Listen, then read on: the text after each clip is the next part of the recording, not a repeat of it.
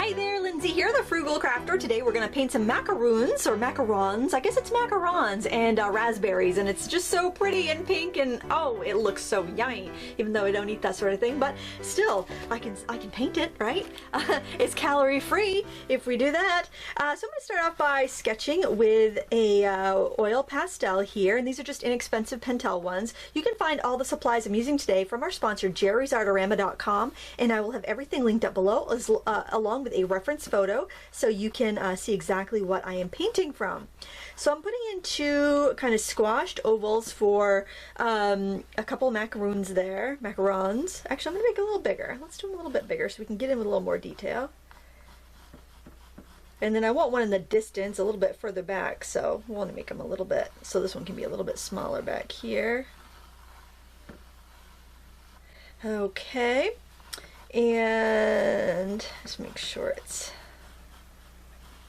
they're substantial enough. Now I'm going to grab a red and I'm going to put in some raspberries. One there, we'll have a couple over here, kind of like gumdrop shapes, or kind of like rounded triangles.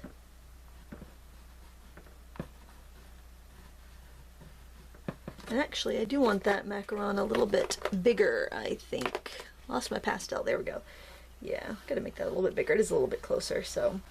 And don't worry, these will turn into the pigment here from these oil pastels are going to turn into, it'll turn into paint.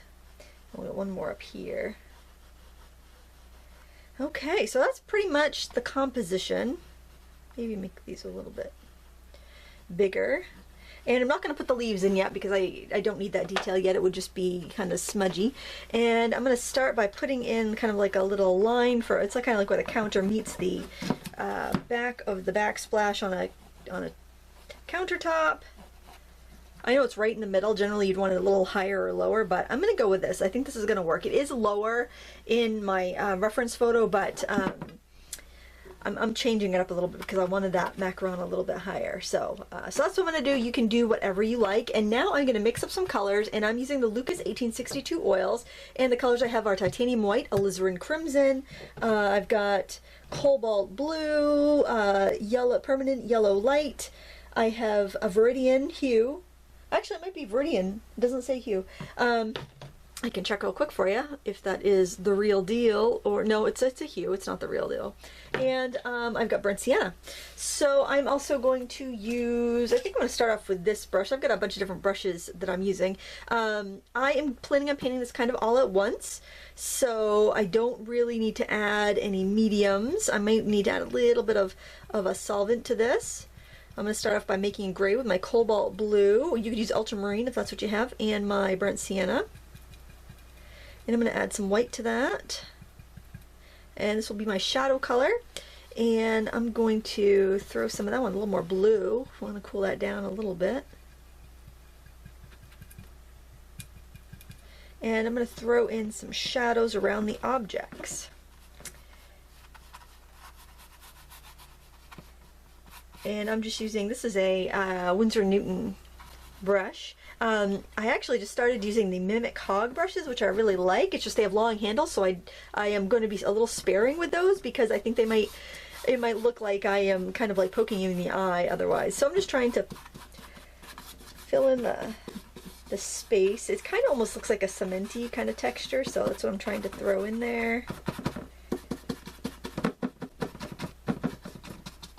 And I think I'll add a little bit of solvent in there. I'm just going to use the Lucas kind that came in the kit. This was the kit that had the easel with it. I'll link to that. It's kind of a nice little kit. I typically prefer just to paint from in like standing at an easel, but it's just a lot easier to be able to film and keep everything in frame when I use when I work here at the table. So there we go. That's helping it glide. And also when you add a thinner, a solvent versus an oil, it's going to help it dry quicker. But the Lucas 1862 paints do dry to the touch overnight. I haven't used an oil paint that dries that quickly. Even a water mixable seems to take longer than that. the thinner that comes in the kit though is a little stinky, so if you prefer to have something that smells less, you could get Gamsol. And I'm just going to block in this color. You can go around and paint to the edges, but since I am working flat on my table, I don't want to have a bunch of oil on my table, I am not going to paint the edges. Not until the end, maybe when I go to put it on my easel to dry, I might hit the edges at that point. A little more blue in there to make it a little cleaner looking. Just filling in the background.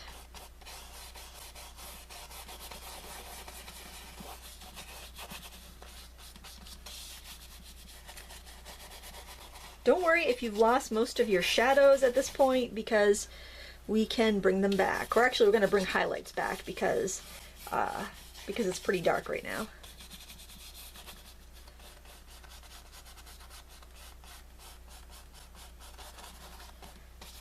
Okay. Now I want to make some interesting textures. I want to lighten things up with some interesting textures. So what I'm going to do is I'm going to grab a fan brush here. I will grab the Mimic Hog fan. I'm going to grab some white, kind of with the tips of the bristles on both sides here. And I'm just going to drag down some texture. I'm going to do these kind of crisscrossing strokes. It's going to give me a little bit of interesting, almost like a fabric-y, like a woven texture. And the more you play with the fan brush, the more it'll actually blend versus giving you a texture. So kind of keep that in mind. You can tap some in there too. And then I'll just kind of drag out any of the half moony looking shapes.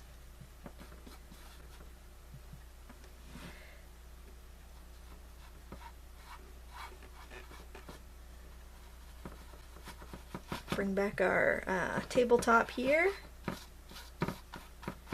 Maybe go in with, let's try a little filbert here.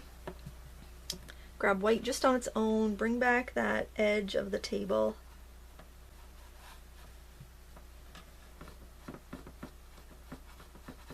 And I'm going to grab a little bit more white paint because I've pretty much used up all of that.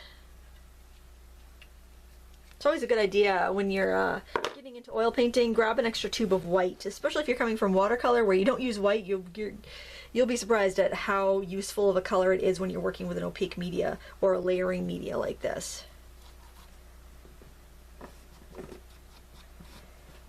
This is doing the background first like this is a great way to kind of get used to the paint before you've got anything to worry about. You don't have anything, you haven't spent any time on the foreground yet, so you don't have to worry about messing anything up. You can drag right over the macarons. I would try not to get too much paint on them, but it's not gonna hurt anything. You can always wipe it off too with a rag with some brush cleaner or some solvent on it.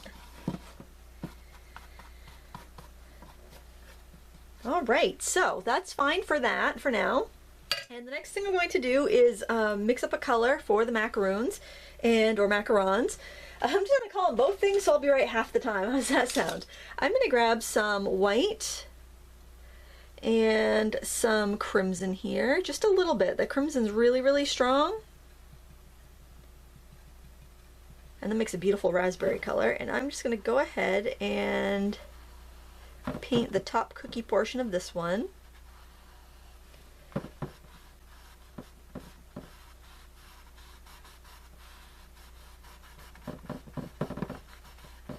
I've never had a macaron. I wonder if they make vegan macarons.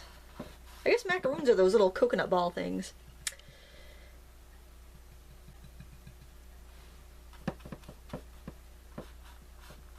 And underneath here we'll get the bottom part of that cookie. Is it a cookie? I don't know. I think it's kind of like a cookie, isn't it? And a little more white on there. I can tell you already I'm going to be going after more white. I have another macaron, rainbow macaron painting if you really like the macarons. Okay, I'm going to grab another brush. I'm going to grab white on its own. I usually make a couple puddles of white too while I'm working, just because I go through it and contaminate it sometimes, and you need to go back and, you know, get some fresh to mix in. So I'm going to paint a streak of just the light on its own, the white on its own in the middle. It's okay if it picks up some, you know, residual color from the background or anything, that's fine. Okay, now I'm going to take that same brush, I'm going to stipple it into the pink. I don't want it super mixed, so it's kind of like that. And I am just going to stamp on the foot of the cookie part.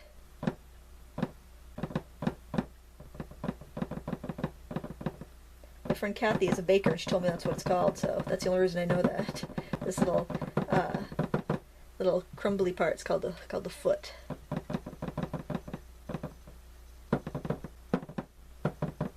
I'll pick up a little white, stamp some of that on there. Get that texture, cakey texture. Okay, I'm going to do the same thing for the macaron underneath. I might pull into some of that little gray. I might use some of that gray from the background to shadow, but not yet. I want to get the pure color in first. I should have used some poster putty to tack this down to my table, excuse me, because that would have made it a little easier. It wouldn't have skidded around so much on me.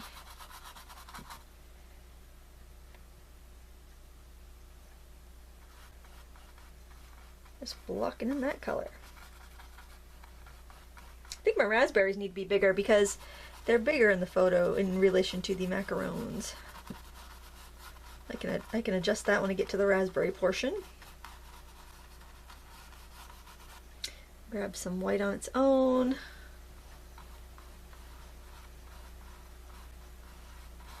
Add that highlight.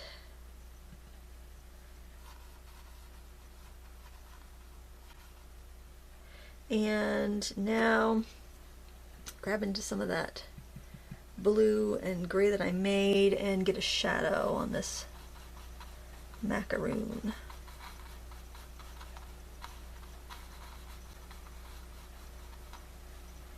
And a little bit under here too.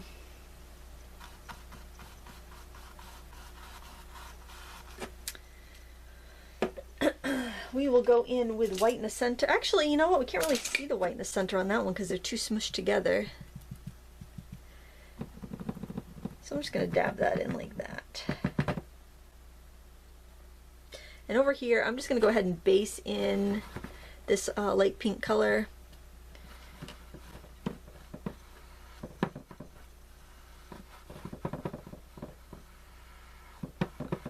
And maybe make it a little, extend a little bit lower.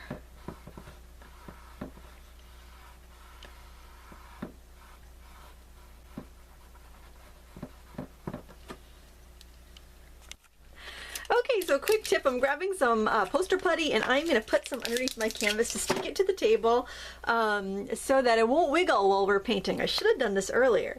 So I'm just going to put some there. Yeah, it's best to do this at the beginning of your painting session, that way you won't have to get your fingers all painty. There, now that's going to stay put. So wipe my fingers off on a rag, and the next thing we're going to do is grab a small round brush. And we're going to grab some of the crimson on its own, and we are going to dab in our raspberry shapes.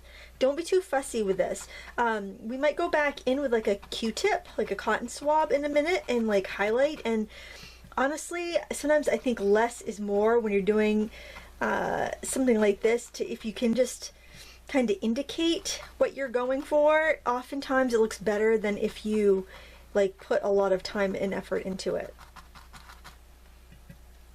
So I'm just dabbing in so I get that raspberry texture. And I decided I needed them to be bigger than what I originally sketched on. So this one's going to be, come around like this. There we go. And there is a little bit of a texture being built up from this. So just wanted to let you know that.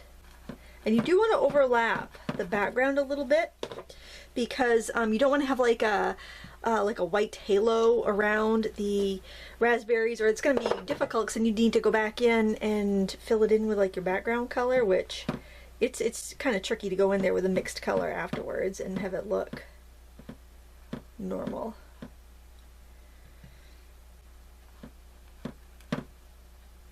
Macarons aren't very big either, so it's alright for these raspberries to be pretty large.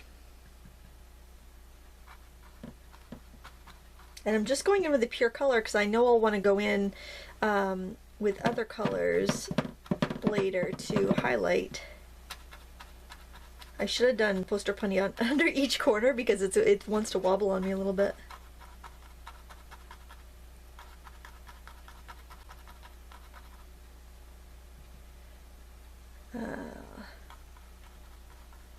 Let down in the foreground a little bit more.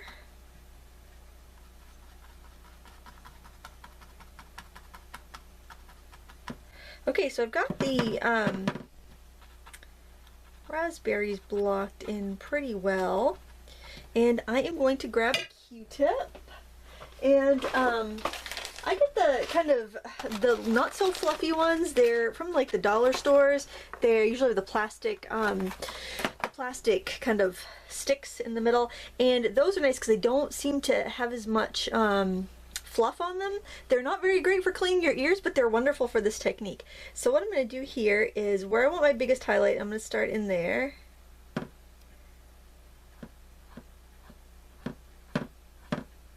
And I'm going to go and just kind of make almost like little C's, I guess would be the best way to describe it.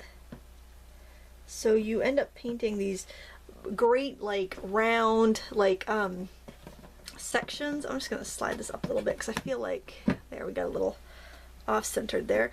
And it gives you almost like a shadow highlight and everything just in one go, which I really like. So up here I want to get kind of around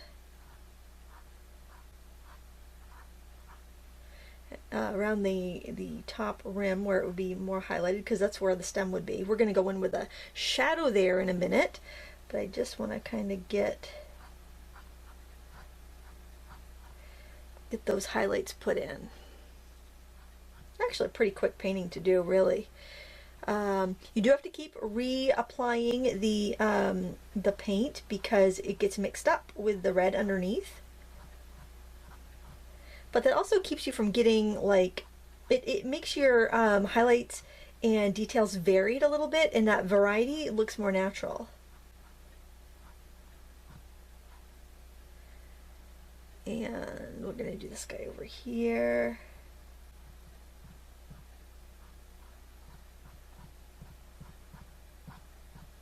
And you can actually kind of wipe away some of the color too and get back to the color underneath. So this is pretty saturated and I can see some fluff kind of coming up, so I'm going to switch to the other side. You could go to a whole new Q-tip if you want to, but waste not, want not, I say. And I'm going to start back here. And I'm not going to reapply too much because I want these to be kind of a little more fuzzy because it's further away. I'm going to go right over to this one too. Keep it really, really light. I'm going to wipe off the extra paint on that Q-tip, dip back into my white, and now for this one I will go a little bit more stronger with my highlights.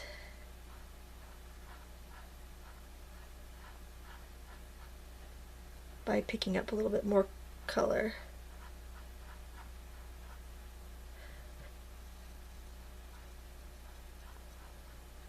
That way it appears to kind of be in front. So another thing we can do is grab another Q-tip and we can actually make a shadow color, and I'm going to grab a little of that cobalt blue and grab some of that crimson here. So it's almost going to make like a blackberry color, really, really dark purple. And this is going to be a really nice shadow color because it's going to give us a shadow without looking muddy. Because if I was to mix like green in here for a shadow, because it's an opposite of red, it would give me a darker color, but it would give me a muddy color. This is going to give me a nice, bright, transparent, dark color. So that's what I'm going for here. Especially up here in the center of this. And if it won't let me lay down enough color, I think it is, but say if it didn't, like it was just, if you were just kept picking up color and you're not getting the lay down more color, because it wouldn't want to scrape it up, it'd want to just release it onto the canvas. That would be the path of least resistance for that paint, and that's where it would go. But I think that the Q-tip is working pretty well for this. So I'm just putting in shadows any place I think it would be a little darker. Just go in there, any of those darker spots. There we go. Okay, so now I am going to look at the macarons again, and I think I want to take a filbert here, and I want to grab a little bit of highlight and just kind of define some of my edges a little bit. And I'm just doing kind of like pat, pat, pat, pat. I want this kind of like highlight. I want it to be very soft and cakey feeling, so I don't want it really shiny, but I just kind of want to pat on that brighter color.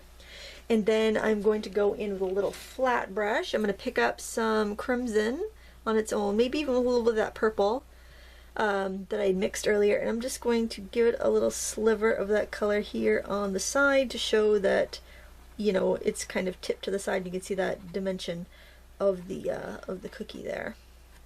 And I think that's all I'm really going to do to that one. I might grab a little bit of shadow down here. But again, just pat, pat, gently integrate it, because everything is still wet. This is painted all at once. Tomorrow it'll feel fairly dry to the touch, and if you decided you wanted to go in and do anything to it at that point, you could, because it would be pretty much dry. And I'm going to do the same over here. I can tell that over like here, I'm definitely going to need some more shadows where those two are meeting. And I want to see if I can get away with doing it just with this purple mix. It's a cobalt blue and the crimson. And the reason is because I don't want mud. I'll just kind of get that in there. And the bottom of this is also going to have some of that on there. And also we would have some shadow under here. And we could have a little bit of shadow stippled up in there too.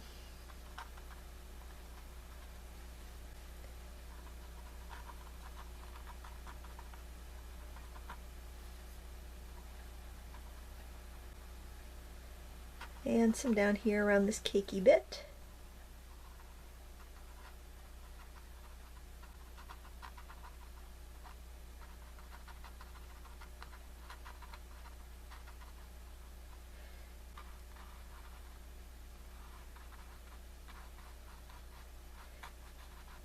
Okay, so I also think I want to soften that a little bit. So what I do is actually go through and I just kind of feel the bristles that I have, and you kind of get the hang of this the more you paint. I want like a medium stiff bristle. I want it to be able to smooth out my paint, but not be so rough that it scrapes it up, but not be too soft that it doesn't affect it at all. Alright, and now I'm going to go back in here with my highlight brush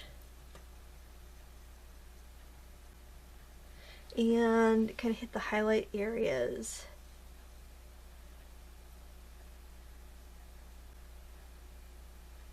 And just kind of pat it in, integrate it in.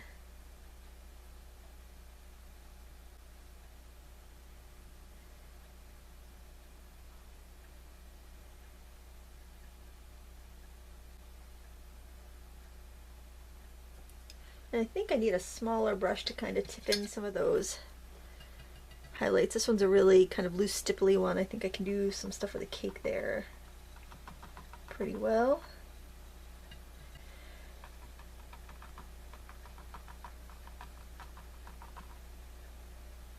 And I might even be able to pull in a little bit of highlight with that one. There. Okay, so now I want to put some leaves in. And I wanted to show you really quick my cleaning jar. What did I do with it? Right here. I have a piece of aluminum screening in there and thinner, and then I just plop my brushes in there and I can wipe it against the screen to clean them. And then I let all the gunk settle down to the bottom so that it's underneath the screen, and I can keep using the cleaner over and over and over again so I don't waste it or have to throw it away. That conserves that kind of material. Okay, so I am going to start with a flat brush, and I'm going to mix some green. I've got this, they're calling it Verdian. Honestly, it feels more like a phthalo green to me. But the pigment green 4, I'm not exactly sure. That's like not what I see in watercolor, so I'm not exactly sure about that pigment.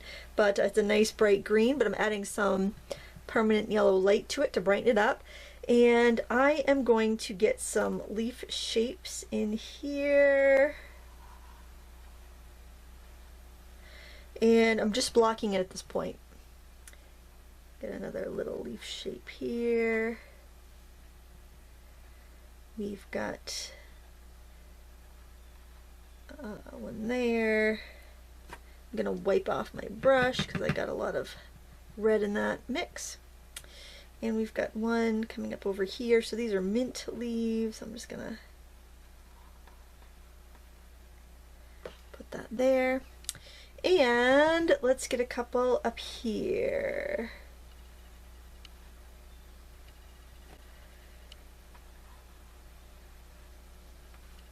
And we'll do one in the front here. There. Okay, so I didn't go too crazy with detail or anything. I just basically wanted to get those colors in.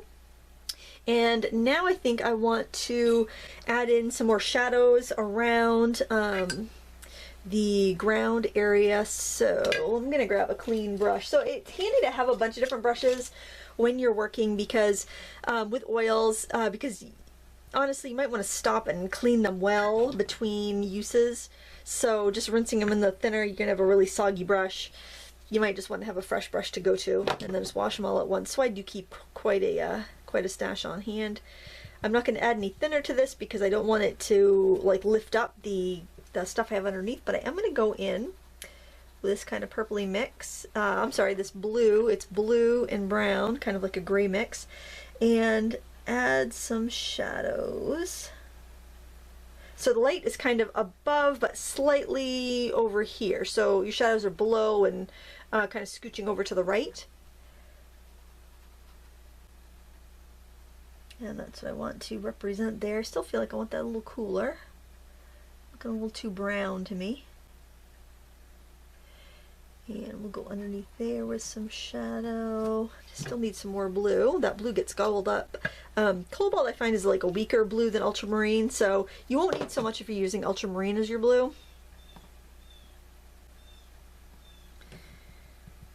But they're both kind of red-based blues, so either one's gonna work fine for this. Don't worry if you're not getting like the blend that you want in yet, because you can go in with another brush and blend it out after. We just want to kind of get those shadows back because a lot of them just kind of disappeared in our background that we first put down. This is going to have a longer shadow because we got a taller object there.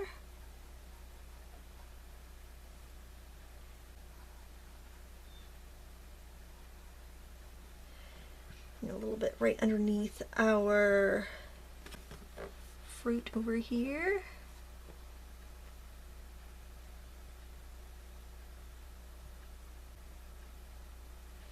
Okay, and then if you want some on the back wall, kind of just above where the wall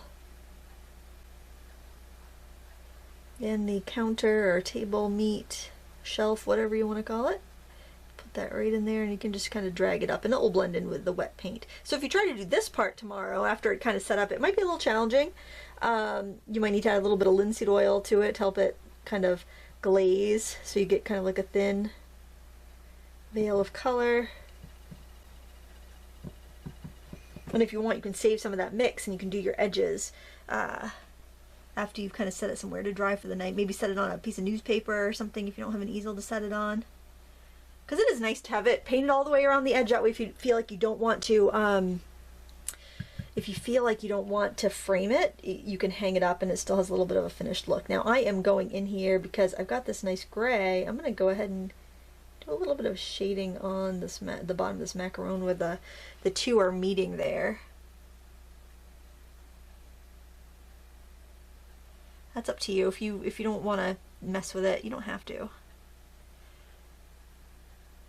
Shading pastel things can be really difficult, especially when you're pretty much just using a color plus white.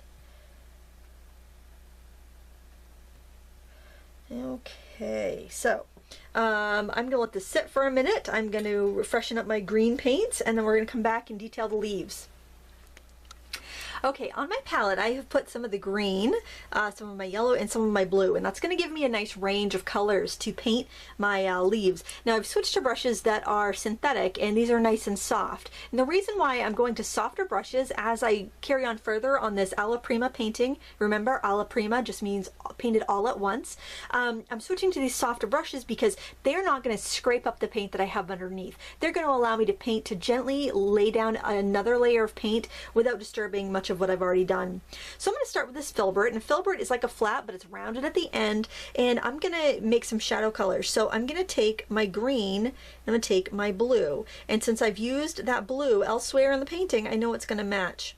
It's going to look good. It's going to be harmonious. I could add red to darken that green, but as I mentioned before when we were painting the raspberries, if I go in with red on green, it's going to make mud. It's going to make it more brown. So that's not what I want. If I end up picking up a little bit of red from its neighbor next door there, it's not going to be a huge deal, but I really don't want to put too much in there. So I'm just going in with this blue-green mix to add shadows anywhere I feel like I would have shadows on these mint leaves. Can also go in and redefine, resculpt it. If I feel like my brush has gotten dirty, I can just kind of wipe it off until I get back to green. And I'm just using a regular old glass plate, and then I'll clean it at the end of my painting session.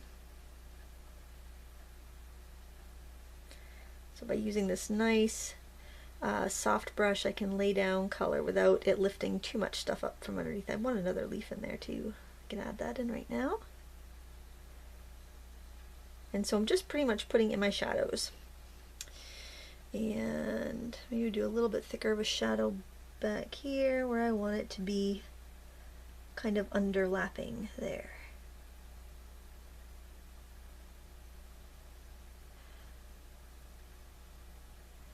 Okay, and let me just take another look up here, make sure that that looks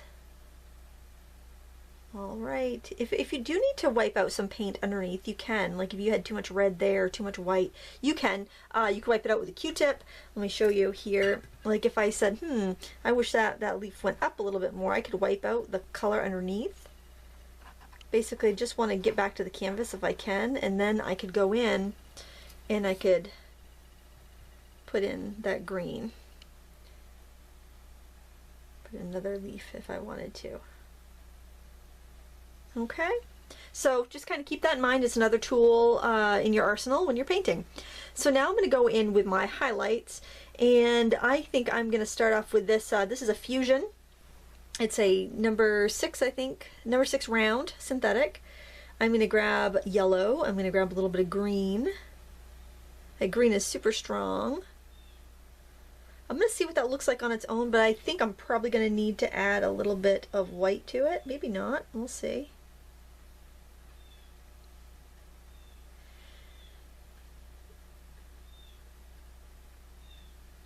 And I'm just going to go in and throw in these little mid values here. That beautiful minty. It's the color of mint, but not like when you think of mint green, you think of like a pastel color. Remember, wipe off your brush if you feel like you've gotten into some red. Actually, I might go ahead and wipe out that a little bit because I feel like I had a lot of red underneath. Don't be afraid to do that either. You know, don't be like, oh, I'm stuck, I already put that down. No, you can know it's your undo button. That Q-tip is your undo button. Don't worry about it. And a little bit of highlight there. And we'll give this a little highlight in there. That one's getting a little muddy, but I'm going to see if I can just keep working with it.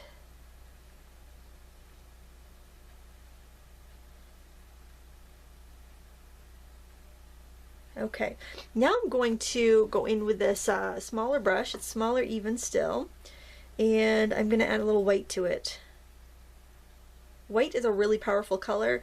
It's very strong and it's very opacifying, so it will really kind of jump out at you. And here I'm just going to kind of tap it in there on these highlight areas.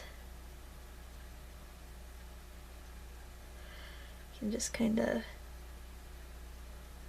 here and there, wherever you think you want a little bit of a highlight. So pretty. It makes such a difference. And you can have this more green than yellow if you want to. I do like that yellow, but if you prefer more green, go right ahead. It will get more green depending on what you have underneath, if it's mixing in with your colors underneath. Oh, it's really getting into the red there. I think that's all right. You can go back in with a little bit of green. If you feel like you just can't get back to that green color, just wipe it out with a Q-tip and carry on.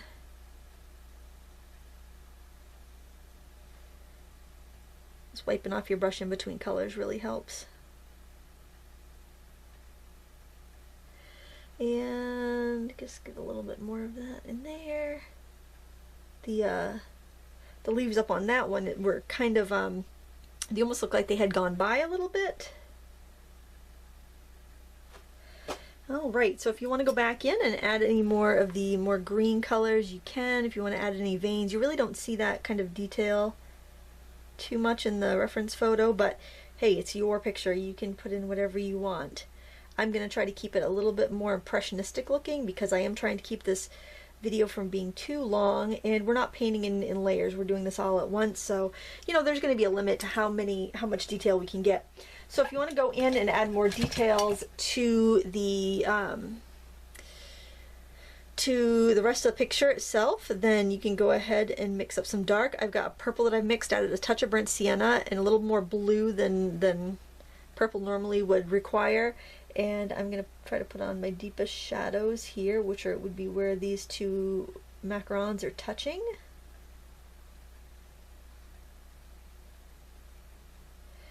And I can go in with a small synthetic brush, I can add more defined shadows, and that can give me more of contrast between like a really light leaf or the raspberry in the table. So remember, the softer the brush, the less you're gonna kick up the paint underneath, so you can go in and make these little adjustments. And you can use whatever oil paints you have. I will link to the ones that I am using from our sponsor, jerrysartorama.com. But you know, it's pretty much the same for no matter what kind you're using. And if you prefer to use water mixable oils, that's a great option. And it's pretty much the same idea, except for instead of like a paint thinner, then you would use water. So it's even a little bit simpler. I've used the Berlins, I've used the Winsor & Newton, I've used a few different kinds, and I have to say I've liked them all. I like traditional oils a little bit better. I just feel like they're a little bit more like opaque and buttery, but I think that I think the difference isn't that big anymore. They've gotten a lot better, and certainly not having to deal with solvents is a huge bonus. So I can go in here and I can add little shadows, very, very subtle things. And highlights. Just stick with your softer brushes, and you're going to be fine. Grab some white just on its own on this this soft brush, and go in and add a little bit of a highlight there. You're going to get to the point where it's not going to let you add too much because it's just the paint is really wet. And that will probably be your point to stop, because it can be very addicting to keep playing in the paint, because it's a lot of fun. It's a lot of fun to play in the paint. I think I'm going to grab some just white on its own, tap it off on my palette there. I'm just brightening up a few spots on where the like counter and the backsplash or whatever meet. can bring in any sort of points of light that I want. Blend anything out. Synthetics are fine to use with oils. You just want to make sure that you clean them properly. So that means you clean your brushes with some solvent for you know the stuff you're using. So if you are using water mixable oils, you would be using, you know, water for your solvent. Then you wash them with soap and water. I really like the General's brush soap. It's like in a I feel like I lost that little bit in there of the background. I really like the General's brush soap. It's very long-lasting and effective, and I have rescued brushes that have pretty much dried out on me with paint in them. And I use that for watercolor, not watercolor, well I guess you could, but I use them for my oil and acrylic brushes, and it works really well, and it's in like a link to that too, actually. I really enjoy that product, and I get the medium-sized cake. I don't get the huge one, and I don't get the tiny one, because I find that's perfect. I think if I kept one around too much longer than that, it would just kind of get gross, so that I can use that up in in about 6 months or so, depending on how much I paint. But that's my favorite. I'm sure there are other good ones too, but as far as brush cleaning, that's what I like to use. And then I feel like I want that a little bit smoother there, so I'm just going to go in with another soft brush and just very gently tap it and smooth out those brush strokes. And that's up to you. I mean, you can keep as many strokes in there as you want. Let me smooth that out a little bit too. It's almost like you're putting on makeup. You're just very lightly dusting. And some of these brushes will feel kind of like makeup brushes because they're so soft. I would let this dry before I attempted to sign my name, but you can do whatever you want to do. I will link to the reference photo in the video description so you can look at what I was looking at when I painted this. Of course, tomorrow, if you look at this and you're like, I want to adjust this and adjust that, you totally can. You might realize like this spot in here where you're looking on the inside of the raspberry, that should be a little bit darker. That's a great time to adjust these things. You might decide you want more shadows over here. Perfect. Once the glare goes off, which usually takes 24 to 48 hours with these Lucas paints, you can really determine where you need to have extra highlights or shadows. Sometimes when you're looking at it and your eyes haven't had a break and you're seeing glare from your overhead lights, it's really tough to figure out what you need for shadows and highlights. So this is where I'm stopping now, and I'll probably take a look at this tomorrow, and we'll catch up then and see if we need any additional highlights or shadows. Okay, it's the next day, and I wanted to show you something. So this is my jar of cleaner, which I showed you in the previous clip yesterday. I have cleaned my brushes, and then in this jar, and then I went and washed them in soap and water, and then I let all the sludge settle out because I realized I really needed to decant off the good cleaner and kind of throw away the sludge. So once everything settles out, you can pour the kind of clear cleaner out, which isn't going to be perfectly clear because it does have some staining in it, but look at all of the sludge that is left behind. It's like probably 3/4 of an inch of sludge there. So then I can clean that, and I can go back to, like, I can use this for a while, maybe put a little more cleaner in here, and then I've got sludge-free cleaner. So it just reduces how much chemicals you need and keeps your brushes easier. It helps clean your brushes more easily. Now this is actually dried up pretty well. It's still, some of the white paint's still a little tacky, but the Lucas 1862 does dry overnight pretty well, especially like in thinner coats.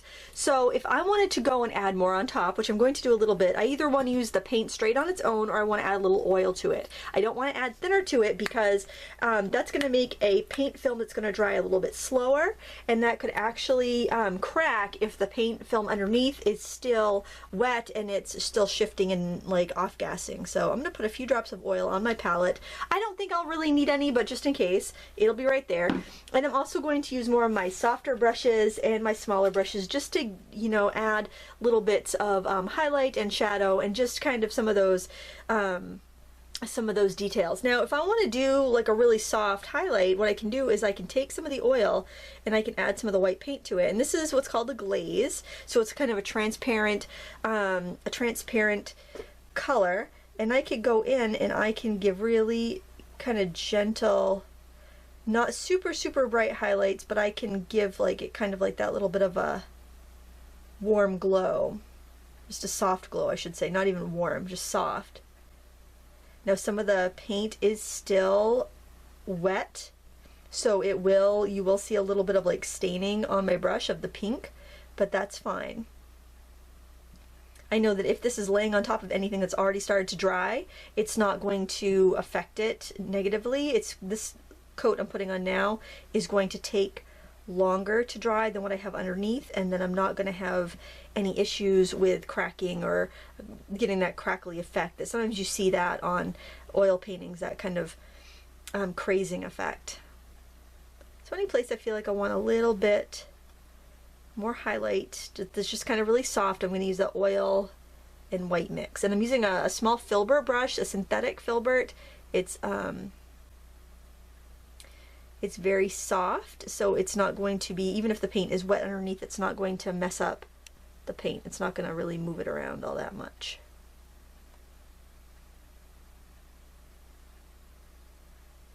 Okay, if I want to do any like shadows, like maybe I want to get a little bit darker in there, I really don't need to, but if I do, I could also do the same thing, go in with some of the red, go into some of the blue, mix myself up a nice dark. I can even add a little bit of brown to that if I wanted to. And because I have the oil that's serving two purposes, remember it's making it transparent, so it's not going to be too crazy of a you know, of a shadow. It's not going to be way too contrasty, but it's also going to keep it transparent and keep it from drying too quickly, so that I'm not going to have any cracking. So it does two jobs, two very important jobs that make our paintings look a little bit better. Now I'm going to take that same color, a little more oil, and the shadow underneath here, I couldn't get a good shadow yesterday because everything just kept mixing in. So I'm going to redefine that and try to redefine the top of that cookie there and see if I can't do anything to make that look a little bit more shadowed, because I'd lost a lot of that. I'm going to blend that out, but before I do that, while I still have this on my brush, I'm going to go in and get that shadow in that part of the cookie as well. And I'm just going to skip around any place I feel like I would want a little bit more shadow. I can do it now, because when you have something that's really pastel, a lot of white in it, it's very difficult to get that that contrast, because that white paint is going to overpower pretty much everything else.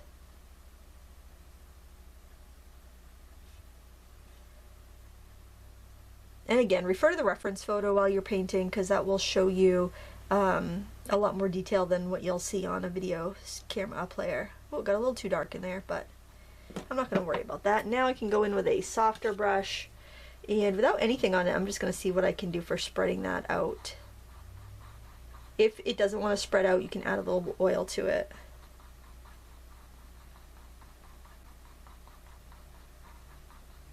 I kind of wish I still had some, I may have to go in there with some background color, because I feel like I overpainted that area.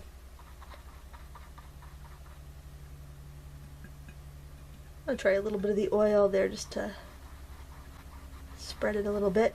Now sometimes when you're going in with oil like this and you're just doing some areas, you will end up with a little bit of shine here and there, so that's where you'd want to do like a varnish at the end, and that would, you would get everything back to where it needs to be. So kind of keep that in mind. If when it's fully dried, a couple months down the road, you can go over and apply a varnish. Like, to me that looks a little too bright, so I'm just going in with a little more red. So that's how you kind of counteract that if you do end up with that sort of situation. And I feel like I should have some shadow underneath these leaves up here. Again, I want some oil in there.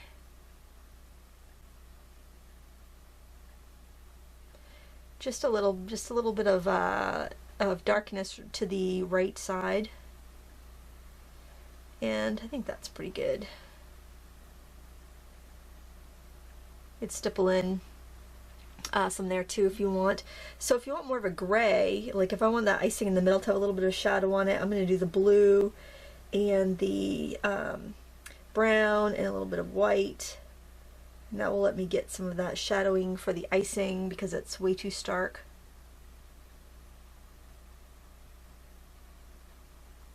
And I might be able to actually use that to get in there in the background too. But let me just focus on that little shadow first, and a little bit over here. Then I'm just going to grab the oil and just try to pull it out a little bit. And I think I'm going to grab a clean brush just so I can kind of blend it.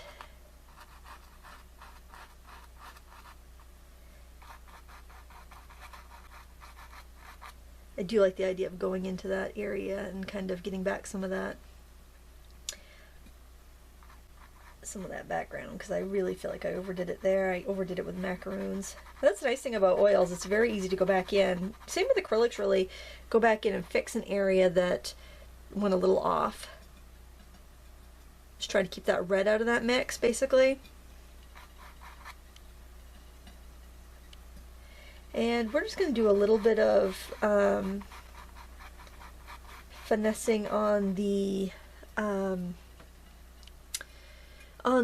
leaves, and pretty much call it done, I think. There we go. I just felt like I needed to get that part back.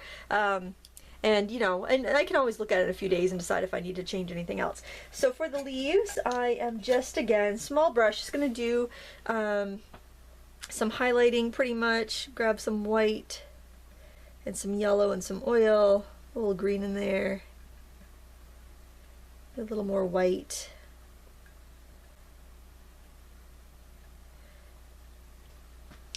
And I might need to go with a finer brush. I'm going to see what I can tap in with this one here. Yeah, I'm going to go with a finer one.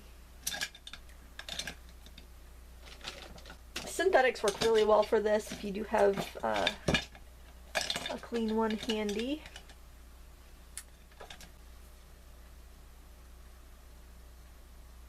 Just make sure you have it lighter than what you had before so it will show up. And I'm just going to give it some edges here and there. You don't need to paint every little bit because your brain will fill in the gaps.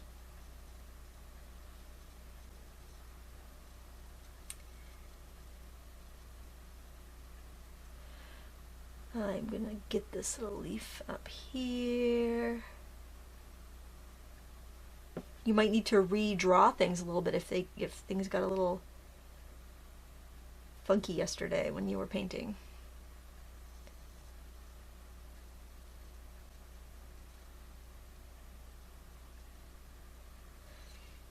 And I think I'm going to call that done. I hope you enjoyed this tutorial and you give it a try. It does not have to be perfect. You don't need to have to make a big deal out of it. Just have fun and paint something, because that's how you're going to learn. Please give this video a thumbs up if you enjoyed it, and if you're looking for any of the supplies that I used, there are links in the video description to our sponsor, Jerry's Artorama. They get the best prices on the 1862 oils from Lucas. I love that they dry to the touch overnight and I can go on with another layer the next day. Most oils do not do that, or they dry unevenly. I do find there's a fairly even drying time between all the colors in this line, so give it a try if you've been having issues with oils that you already have. If not, use what you have. I mean, there's oils are oils. Use what you have. Use acrylics if that's what you prefer. Thank you so much for watching, and until next time, happy crafting.